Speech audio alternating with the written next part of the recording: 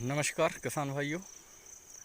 आज मैं आपको रेज एंड वेट पे तुअर की खेती कैसे करें इसके विषय में कुछ रोचक जानकारी दूंगा। सर्वप्रथम ग्रीष्म ऋतु में आप गहरी जुताई करें, पिलाऊ कर दें और 1 महीने तक उसको सूखने दें।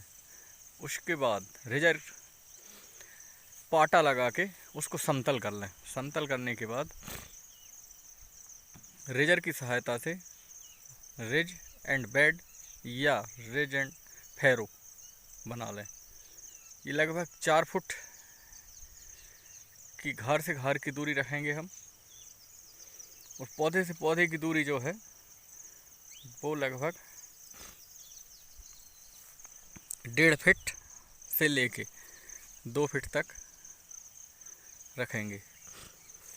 इसके बाद जुलाई के प्रथम वीक में हम हैंड डिबलिंग से इन तुअर के या अरहर की जो अर्ली वैरायटी हैं उनका रोपण करेंगे। अर्ली वैरायटी मैंने इसलिए कहा कि अक्सर होता ये है कि ठंड में जनवरी फरवरी के माह में तो सार से हमारी फसल प्रभावित हो जाती थी, इसलिए अर्ली वैरायटी ही लगाना हमारे क्षेत्र में उचित होगा। हमने ऐसा अनुभव किया है अभी तक।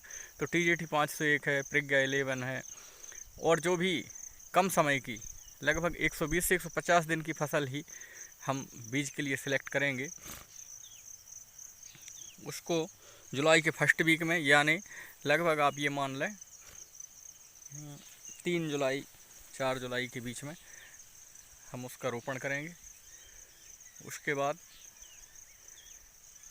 1 महीने की अवस्था में आने पर निपिंग का कार्य करा देते हैं। निपिंग से होता ये है, ब्रांचिंग बहुत अच्छी आती हैं।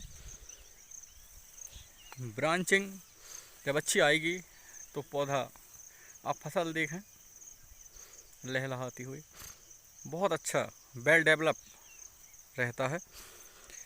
और जब ब्रांचिंग अधिक होती तो फ्लावरिंग अधिक होगी, बडिंग अधिक होगी, है ना। तो इसलिए बेहतरीन निपिंग कराने के बाद एक स्प्रे कर दें यदि कोई कीट दिख रहे हैं तो, और यदि नहीं है तो कुछ इंतज़ार और करें। और 1 महीने बाद लीफ फोल्डर का अटैक भी होता है, तो वैसे तो निपिंग में बहुत कंट्रोल हो जाता है।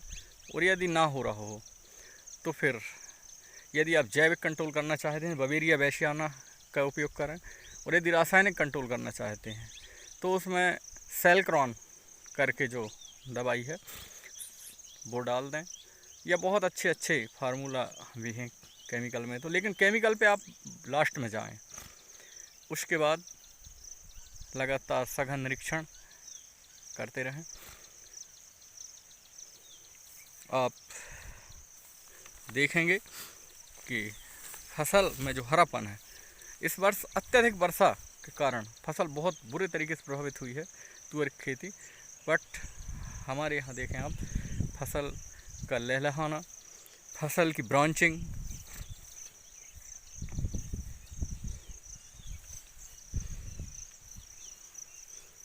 देखिए शाखाएं, जबरदस्त शाखाओं का ये वो पूरा फील्ड एक सा मिलेगा आपको। इस पे भी कहीं कहीं पे लीफ फोल्डर की शिकायत दिख रही है, निश्चित तौर पे इस पे स्प्रे कराना होगा। एक स्प्रे हम फिर से करेंगे।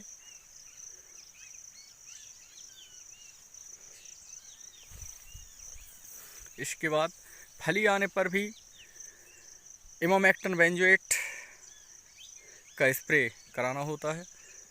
और यदि आप जैविक पर हैं तो नीमास्त्र है, ब्रह्मास्त्र है, इन चीज़ों के प्रयोग भी किए जा सकते हैं। फसल अच्छी बनाने के लिए सबसे पहले उसका लगातार निरीक्षण करना बहुत आवश्यक होता है। यदि आपने सतत निरीक्षण किया है तो फसल आपकी सुरक्षित होगी, ऐसी मेरी सोच है। नमस्कार किसान भाइयों, जय हिंद, जय भारत।